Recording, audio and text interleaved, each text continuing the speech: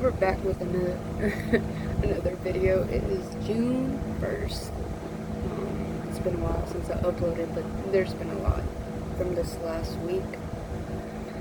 So you guys remember the girl that I was telling you about in previous videos? Well, you know, a lot went down with her. So that, like,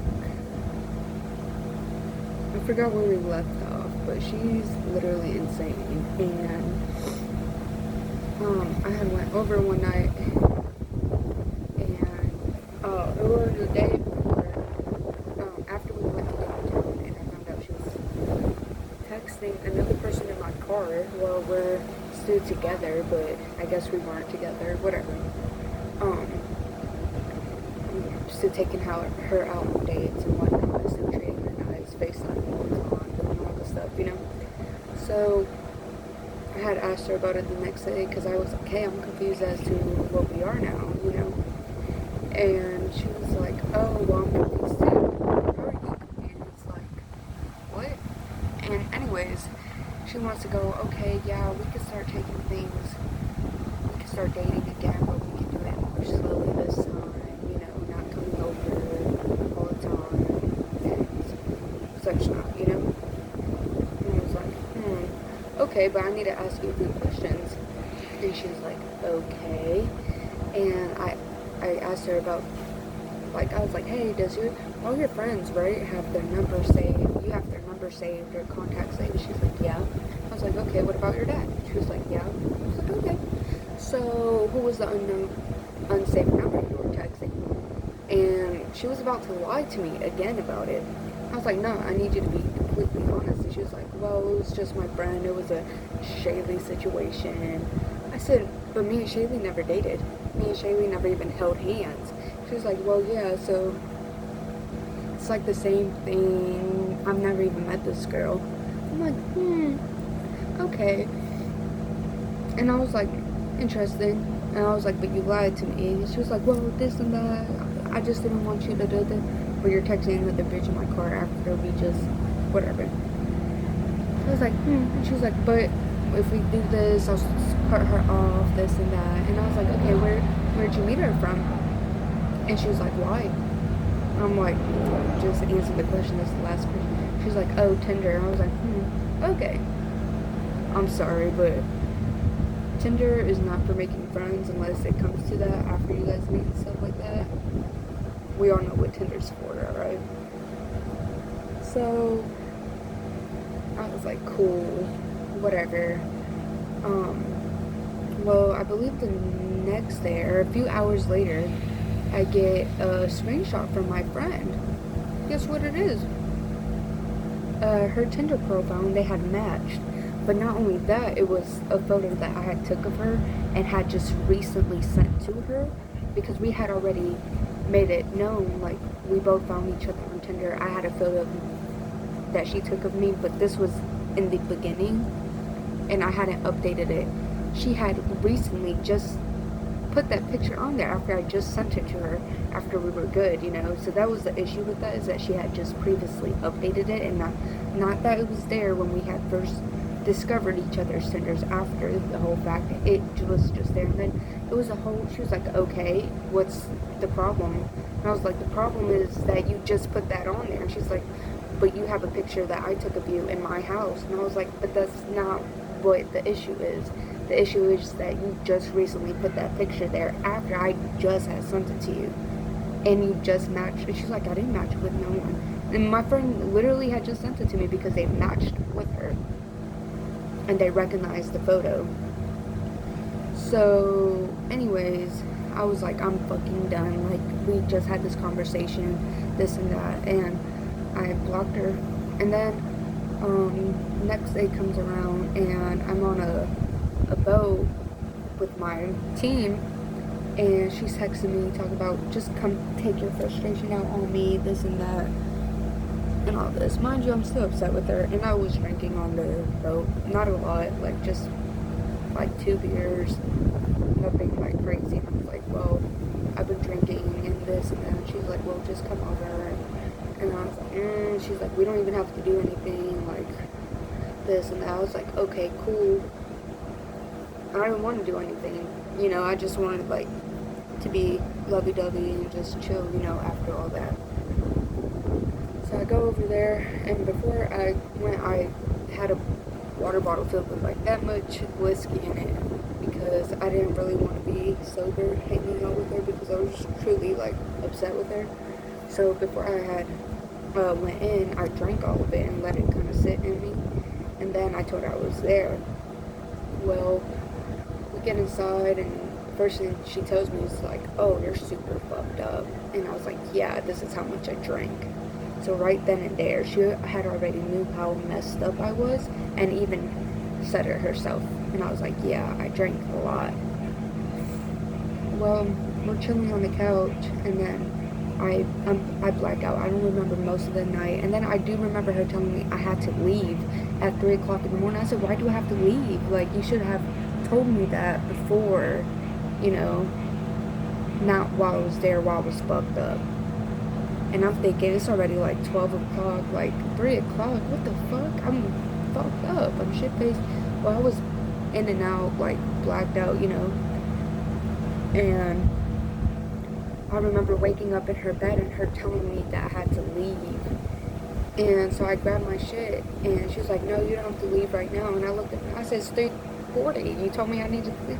So all I remember is making the walk back to my car, and that's all. She didn't walk me out, none of it.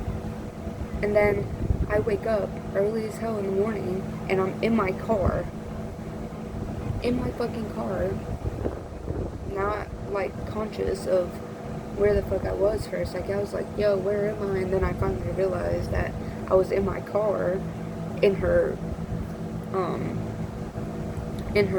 what is it, driveway, basically. I'm like, yo, what the fuck? So I drive home, and I started, like, my neck was in a lot of pain. I had bruises, like, once I got in the shower, I had bruises on me and stuff. I'm like, yo, where are these bruises from? Like, I don't remember much of that night, only the parts where I woke up in her bed.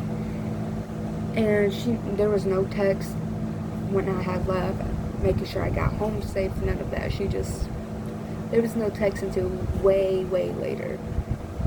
And come to find out that she raped me, and then she was trying to tell me that it wasn't right because I enjoyed it and all this stuff, but I was heavily under the influence and such.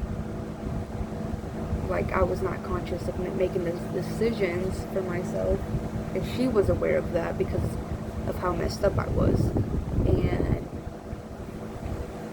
not only, like, we've had those conversations before, we've been in the scenarios where either of us were too messed up, like, and we both said no, but that night she had taken advantage of me and tried to say no, it wasn't like that because I enjoyed it and whatnot. And I'm like, no, that's not how that works. So anyways, I was super mad about that. And then I went home or whatever, and the next day she was like, oh, can you come over, like, let's drink? And I'm like, you have alcohol? And she was like, no, but we could find some. And I was like, nah, I'm not trying to do that, this and that. She was like, okay, well, you could come over, we could watch a movie and stuff like that. I was like, alright. And then I could talk to her about that, and then she's like, we can DoorDash too in Pensacola. I was like, alright, cool, like, that's chill. And well, I get out there, I pick her up, we're in Pensacola. I decide to stop at a corner store, and I grab her for Logo, and I take her to a park because I want to talk. And so we get to the park, and I told her, I was like, yeah, you can leave your phone in the car or whatever, just because I had noticed she was on her phone a lot, while we were already driving. And she was like, no, I don't feel comfortable. I was like, okay, whatever. And so we're in a park, and something just felt off. So I was like, oh, like, and I went up to her to give her a hug, and I slid her phone out her pocket. She didn't, like, act all big and bad or anything like that. She was like, you're not going to find anything.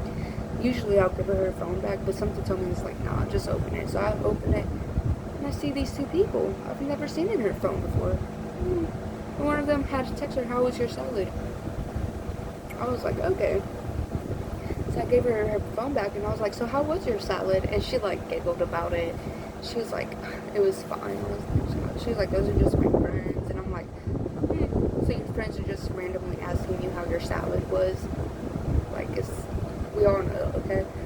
And then she was like, you can go through the messages, this and that. So I scrolled and I looked, and those are not regular, like, text messages between friends and this and that, like. And then she started, like, she tried to come up and kiss me, and I just did not want that because I already knew what was going on. And then after that, she started degrading me to the hells of earth, like my family, just all this shit. And I was like done, so I was like, come on, we're leaving. And she was like, no, and I was like, yeah, we're leaving. I wanted to take her home and end the night, like I was over it. So we get in my car, and I put the address into her house, and she's like, that's not the address to my house. Yes it is. Come on, bro. And then so I start driving, and then she is not having it, so she starts to unbuckle her seatbelt, and she's like, no, she's like, why are you taking me home? She's like, why can't we just have a good night? Like, we can just move past this and all this. No, we cannot move past you just degrading me and saying all this awful shit about me. And so it's all that. She's like begging for me not to take her home, and that we should go have a fun night, and this and that, and this and that, and just yelling at me while I'm trying to take her home, spitting at me. I am driving, and she is actively on her knees in my passenger seat, like literally like this on my face. No exaggeration.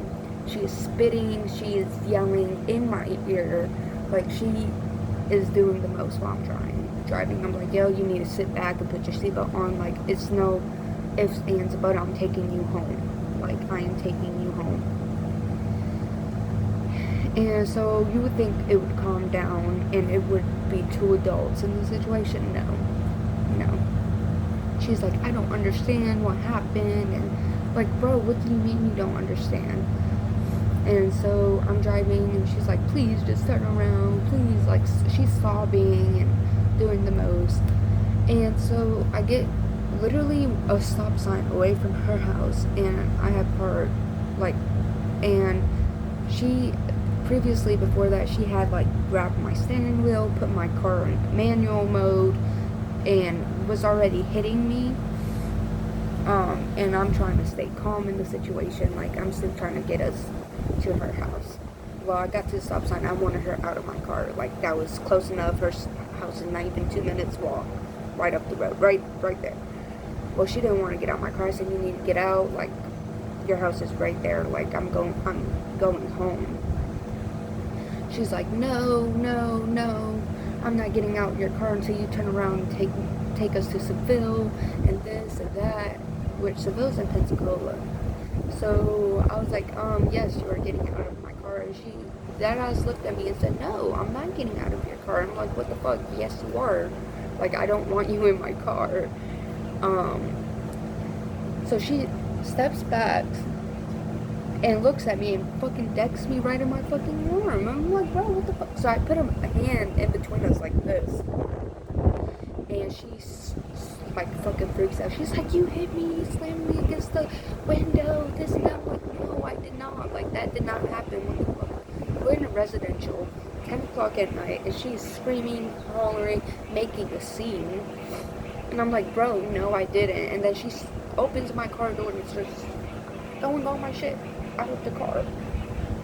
My drink, she reached for my fucking work keys and threw them out of the car.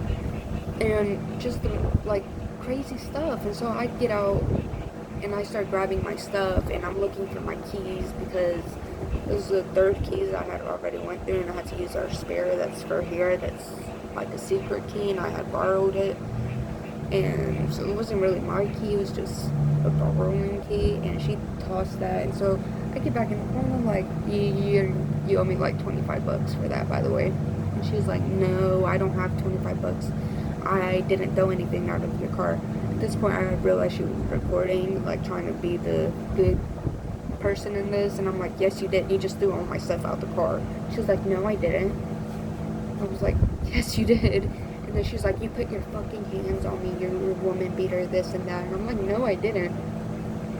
And I was like, you can get out of my car, though. Like, you can go home. And she's like, no, I'm not leaving until you take me to Seville, this and that. So I call my friend and all this stuff. And my friend's like, already at Seville. And she's like, yeah, just drop her off here. Like, that's cool. Just, like, drop her off and go home. So I was like, fine. I got back in the car. And I was like, fine, I'll take you to Seville. And so I drive there, and I'm like, I don't want to hear a word, though. Like, shut the fuck up. And she's like, fine. Not even 5 minutes. She's off, seatbelt off again, and she's yelling at me again in my ear, fucking screaming. Now calling me a woman beater, and how I do this to all my exes and such. Her name is Patricia Hickey. Lives in Milton, Florida. It's fucking crazy. White girl, 5'7", super skinny, curly hair, green eyes. If you come across her, don't fall for the innocent act. She's actually insane. So I drop her off and I leave. I fucking let her out of my car because she had to pee. And I let her out and she was trying to grab, like her vape, but she couldn't find it. And there was people behind me lined up at the stop sign. I said, you can get it later. And so she was like, fine. And she slams my door. With all these people, she starts yelling at me. So I just leave at that point. I'm done. Like, I'm going home. You know? I blocked her on everything. And next thing you know, on Saturday, I'm at work covering for someone. I get a phone call. And it's from an officer asking for my statement of what happened that night. And I told him. And this and that. He's like, okay, it's under investigation, because you both have bruises, which I did because I had went to work the next day and I had bruises on my arms, which my boss saw. She knew about the whole thing, so she called the cops, whatever, and technically I guess it's still under investigation or whatnot. I'd never put my hands on her. I put a barrier between us because she was being very violent with me. And yeah, so that's the catch up on that. I had to take off a whole week of work because I'm so stressed out and all this stuff because this crazy ass girl wants to put me in a bad position and just, like, I don't know, like, I have no idea. Like, she's utterly insane. She makes up things. She fabricate,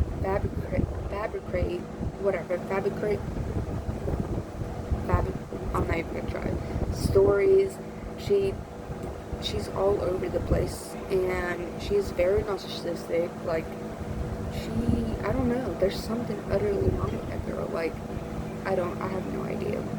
But yeah, that's the catch up on that. And now I'm back at work.